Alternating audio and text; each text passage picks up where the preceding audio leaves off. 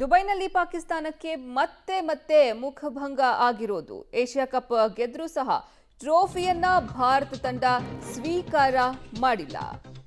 ACC ಮುಖ್ಯಸ್ಥನಿಂದ ಟ್ರೋಫಿಯನ್ನ ಸ್ವೀಕರಿಸಲು ಭಾರತ ತಂಡ ನಿರಾಕರಣೆ ಮಾಡಿದೆ. ಏಷ್ಯಾ ಕಪ್ ಗೆದ್ದು ಟ್ರೋಫಿಯನ್ನ ಸ್ವೀಕಾರ ಮಾಡಿಲ್ಲ ಭಾರತೀಯ ತಂಡ.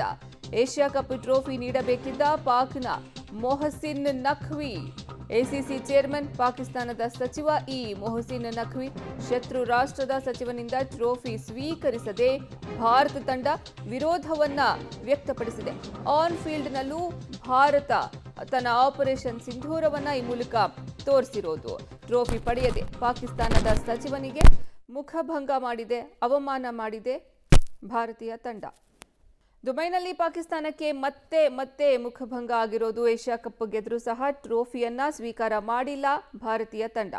ಎಸಿಸಿ ಮುಖ್ಯಸ್ಥನಿಂದ ಟ್ರೋಫಿ ಸ್ವೀಕರಿಸೋಕೆ ನಿರಾಕರಣೆಯನ್ನ ಮಾಡಿದ್ದಾರೆ ಟೀಂ ಇಂಡಿಯಾದ ಆಟಗಾರರು. ಎಸಿ ಮುಖ್ಯಸ್ಥನಿಂದ ಟ್ರೋಫಿಯನ್ನ ಸ್ವೀಕಾರ ಮಾಡಿಲ್ಲ. ಏಷ್ಯಾ ಕಪ್ ಟ್ರೋಫಿಯನ್ನ ನೀಡಬೇಕಾಗಿತ್ತು ಪಾಕ್ನ ಎಸಿಸಿ ಚೇರ್ಮನ್ ಹಾಗೂ ಪಾಕಿಸ್ತಾನದ ಸಚಿವ ಮೊಹಸಿನ್ ನಖ್ವಿ.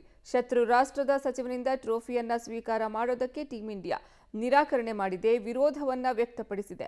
ಆನ್ ಫೀಲ್ಡ್ನಲ್ಲೂ ಸಹ ಭಾರತ ತನ್ನ ಆಪರೇಷನ್ ಸಿಂಧೂರವನ್ನ ಈ ಮೂಲಕ ತೋರ್ಪಡಿಸಿರೋದು. ಟ್ರೋಫಿ ಪಡೆಯದೆ ಪಾಕಿಸ್ತಾನದ ಸಚಿವನಿಗೆ ಭಾರತ ತಂಡ ಅವಮಾನವನ್ನ ಮಾಡಿರೋದು.